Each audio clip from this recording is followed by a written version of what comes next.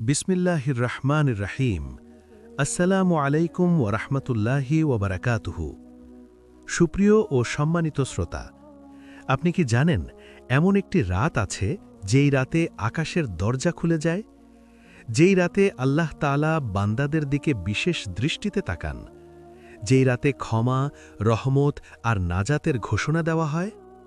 হ্যাঁ, আমি বলছি শবে বারাত, ক্ষমার রাত, ভাগ্য নির্ধারণের রাত, মুক্তির রাত। কিন্তু প্রশ্ন হল, শবে বারাত আসলে কি? এর উৎস কোথায়? কোরআন না হাদিস? কোথা থেকে এর গুরুত্ব এসেছে? শবে বারাত কিভাবে শুরু হলো ইসলামের ইতিহাসে? এই রাতে আমাদের কি করা উচিত আর কি করা একেবারেই নিষেধ? কোন আমলগুলো সবচেয়ে ফজিলতপূর্ণ? আর প্রচলিত অনেক কাজ, আসলে সেগুলো কি সহি না ভুল? আজকের এই ভিডিওতে কোরআন ও সহি হাদিসের আলোকে শবে বারাত সম্পর্কিত সব প্রশ্নের স্পষ্ট, দলিল ভিত্তিক ও পূর্ণাঙ্গ আলোচনা করা হবে। কোনো আবেগ নয়, কোনো কুসংস্কার নয়, শুধু সত্য ও সঠিক ইসলাম। তাই ভিডিওটা শেষ পর্যন্ত দেখুন, কারণ এই একটি রাত আপনার পুরো জীবনের হিসাব পাল্টে দিতে পারে। তাহলে চলুন শুরু করা যাক।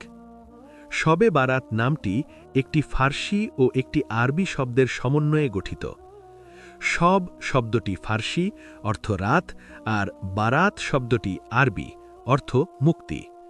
এই দুটি মিলে অর্থ হয় মুক্তির রাত।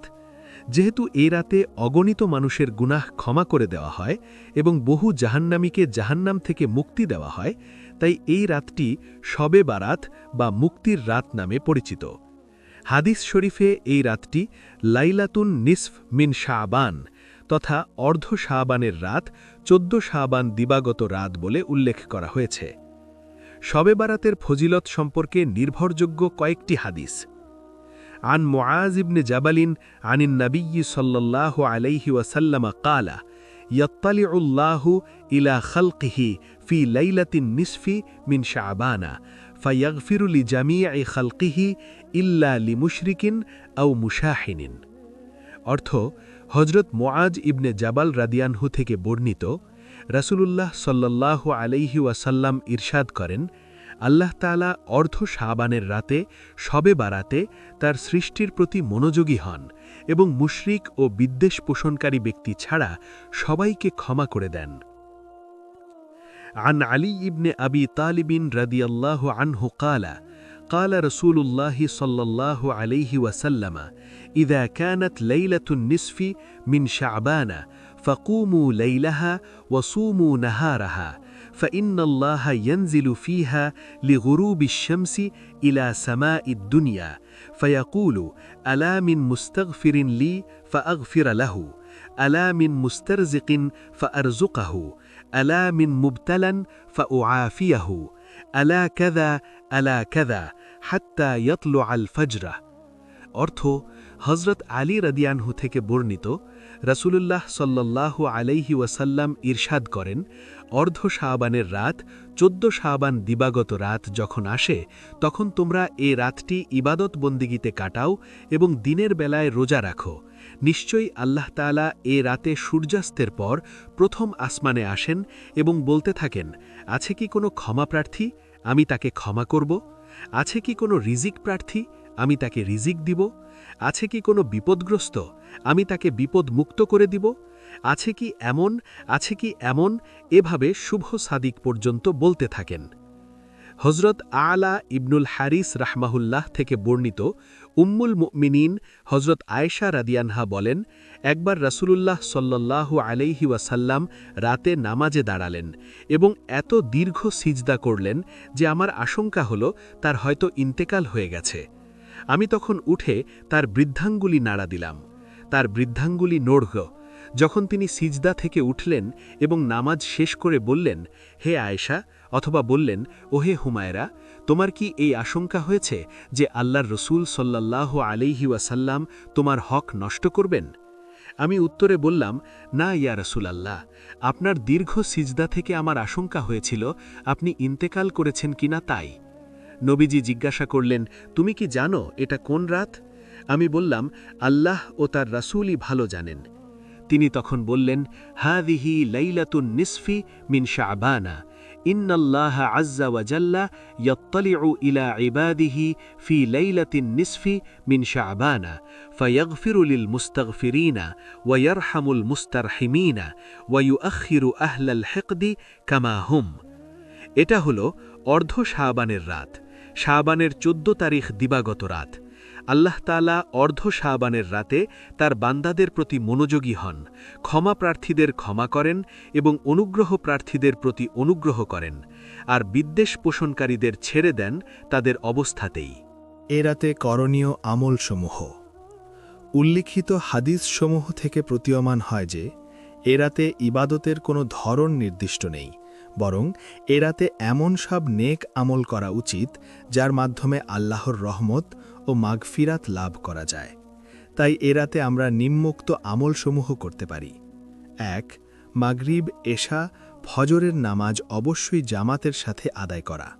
২. নফল নামাজ পড়া। এক্ষেত্রে অনির্ভরযোগ্য কিছু বই পুস্তকে নফল ইবাদতের বিভিন্ন নিয়মের কথা লেখা আছে, যেমন এত রাকাত পড়তে হবে, প্রতি রাকাতে এই সূরা এতবার পড়তে হবে। অথচ সহি হাদিস শরীফে শবে বরাত, শবে কদর বা অন্য কোনো ফজিলতপূর্ণ রাতে এসব বিশেষ পদ্ধতির কোনো নামাজ প্রমাণিত নেই। ৩. তওবা করা। তওবা বলা হয় ক. কৃত পাপের জন্য অনুতপ্ত হওয়া, খ. সঙ্গে সঙ্গে এই পাপটি পরিহার করা, গ. ভবিষ্যতে এই পাপটি আর করব না এই মর্মে দৃঢ় প্রতিজ্ঞা করা, ঘ.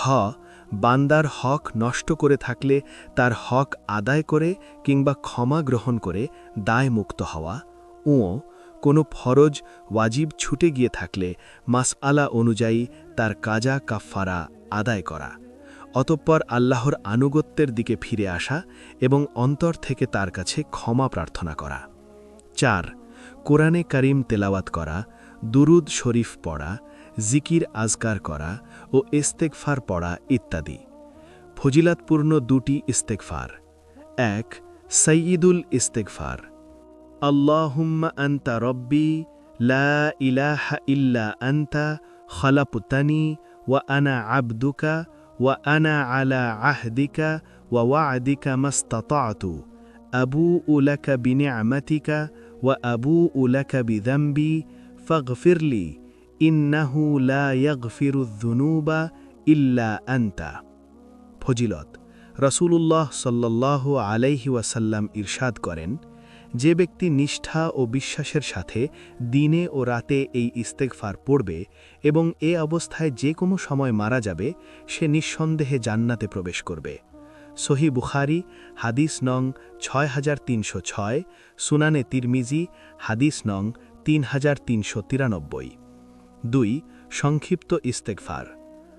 আস্তাগফিরুল্লাহাল আযীমা আল্লাযী লা ইলাহা ইল্লা হুয়াল হাইয়ুল কাইয়্যুম ওয়া আতুবু ইলাইহি। ফজিলাত। রাসূলুল্লাহ সাল্লাল্লাহু আলাইহি ওয়াসাল্লাম ইরশাদ করেন, যে ব্যক্তি বিছানায় যাওয়ার পূর্বে এ ইস্তেগফার 3 বার পড়বে, আল্লাহ তাআলা তার গুনাহ মাফ করে দেবেন, যদিও তা সমুদ্রের ফেনা পরিমাণ হয় বা গাছের পাতার মতো অগণিত হয় বা আলেজের মরুভূমির বালুকারাশির সমপরিমাণ হয় কিংবা দুনিয়ার যত দিবসসমূহের সমপরিমাণ হয়। সুনানে তিরমিজি হাদিস নং 3537, আত-তারগীব ওয়াত তারহিব হাদিস নং 6899। ৫. এ রাতে গুরুত্ব সহকারে দোয়া করা, কারণ এ রাতে দোয়া কবুল হওয়ার কথা বারবার ধ্বনিত হয়েছে। ৬. এ রাতে কিছু দান সাদকা করে এবং নফল ইবাদাত করে মৃতদের জন্যে সওয়াব পৌঁছানো। ৭. 15 শাবান নফল রোজা রাখা। রোজা রাখার বিষয়টি উল্লিখিত হাদিস ছাড়াও অন্যান্য হাদিস দ্বারা প্রমাণিত। ৮. সালাতুত তাসবিহ আদায় করা যেতে পারে। সালাতুত তাসবিহের নিয়ম কোনো আলেম থেকে জেনে নিতে হবে। এ রাতের নফল আমলসমূহ সম্মিলিত নয়, ব্যক্তিগত। আল্লাহ তাআলার সাথে একান্ত হয়ে একাকী সম্পর্ক গড়ার অন্যতম মাধ্যম হল নফল ইবাদত, আর বিশুদ্ধ মতানুসারে নফল ইবাদত দলবদ্ধভাবে জামাতের সাথে নয়, বরং একাকী করাই উত্তম। ফরজ নামাজ তো অবশ্যই মসজিদে জামাতের সঙ্গে আদায় করতে হবেই। এরপর যা কিছু নফল পড়ার তা নিজ নিজ ঘরে একাকী পড়বে, এবং এটি উত্তম পন্থা, কারণ ঘরকে ইবাদত শূন্য করা নিষেধ। সুতরাং বর্তমানে শবে বরাত, শবে কদরকে কেন্দ্র করে যে প্রচলন দেখা যাচ্ছে যে এ রাতে নফল ইবাদতের জন্য লোকজন দলে দলে মসজিদে এসে সমবেত হয়, কোথাও মিলাদ হয়, কোথাও একসঙ্গে বসে জোরে জোরে জিক্র হয়, যার দরুন একাকী ইবাদতকারীর ইবাদতে বিঘ্ন সৃষ্টি হয়। অথচ এ রাতে এগুলো করার কোনো প্রমাণ হাদিস শরীফেও নেই, এবং সাহাবায়ে কেরাম, তাবে আইন ও তাবে আইনের যুগেও এর কোনো প্রচলন ছিল না। তবে যদি বাসায় অলসতার জন্য ইবাদত না হওয়ার আশঙ্কা থাকে, সেক্ষেত্রে মসজিদে এসে ইবাদত করতে দোষ নেই। এক্ষেত্রে প্রত্যেকে নিজ নিজ আমলে মশগুল থাকবে, একে অন্যের আমলে ব্যাঘাত সৃষ্টির কারণ হবে না।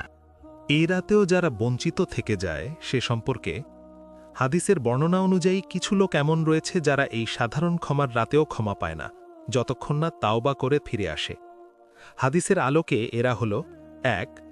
আল্লাহ তাআলার সাথে অংশীদার স্থাপনকারী মুশরিক, ২. হিংসুক, ৩. আত্মীয়তার সম্পর্ক ছিন্নকারী, ৪.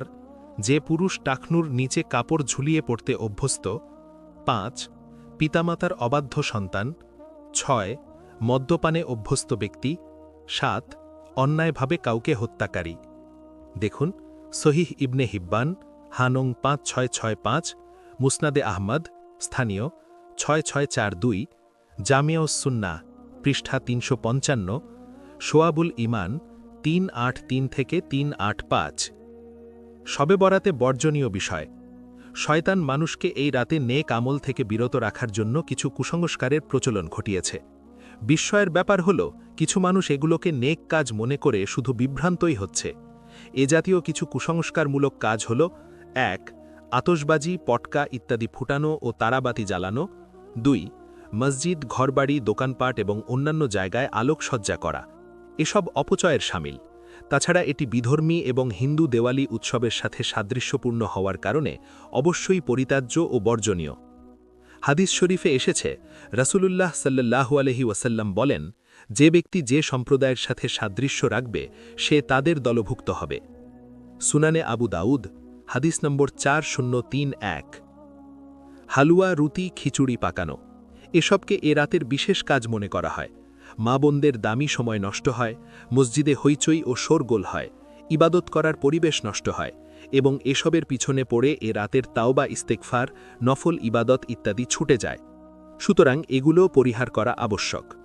এক কথায় এ রাতে আনুষ্ঠানিকতা এবং অপ্রয়োজনীয় কাজ বর্জন করে নিবিড়ভাবে নফল ইবাদতে আত্মনিয়োগ করা উচিত, যাতে আমরা বরকতপূর্ণ রাতের বরকত লাভে ধন্য হয়ে আল্লাহর সাধারণ ক্ষমাপ্রাপ্তদের অন্তর্ভুক্ত হতে পারি। আল্লাহ আমাদের সবাইকে এ রাতের যথাযথ মর্যাদা রক্ষা করে একাগ্রতার সাথে তার ইবাদত করার তৌফিক দান করুন। প্রিয় দর্শকবৃন্দ, আজকের আলোচনায় আমরা জানলাম শবে বরাতের প্রকৃত অর্থ কী, কোরআন ও হাদিসে এই রাতের অবস্থান, কোন আমলগুলো আল্লাহর কাছে সবচেয়ে প্রিয়, আর কোন কাজগুলো থেকে আমাদের অবশ্যই বিরত থাকতে হবে। শবে বরাত শুধু একটি রাত নয়, এটা নিজেকে ফিরে দেখার সুযোগ, এটা তাওবার দরজা খুলে দেওয়ার মুহূর্ত, এটা আল্লাহর কাছে নতুন করে ফিরে যাওয়ার রাত। হয়তো আমরা অনেক ভুল করেছি, হয়তো অনেক গুনাহ জমে গেছে, কিন্তু এই রাত প্রমাণ করে আল্লাহ এখনও আমাদের ছেড়ে দেননি। আপনি যদি এই ভিডিও থেকে সামান্য উপকারও পেয়ে থাকেন, ভিডিওটি লাইক করুন, প্রিয়জনদের সাথে শেয়ার করুন, আর এমন সহিহ ও দলিল ভিত্তিক ইসলামী কন্টেন্ট পেতে চ্যানেলটি সাবস্ক্রাইব করুন। আল্লাহ তাআলা যেন আমাদের সবাইকে শবে বরাতের প্রকৃত ফজিলত লাভ করার তৌফিক দান করেন। আমিন। আসসালামু আলাইকুম ওয়া রাহমাতুল্লাহি ওয়া বারাকাতুহু।